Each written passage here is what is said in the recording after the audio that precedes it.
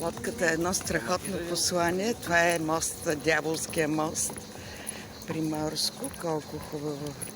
Толкова близко лодка. Господ ще даде отговор на молитвите ми, които му отправям от 2019 година. То от преди това, но от 19-та почнах активно да си моля. Какво ще правите, бе? Ще събарите моста ли? Ще събарите моста ли? Не, тук е да забързваме, че има хладно. Добре.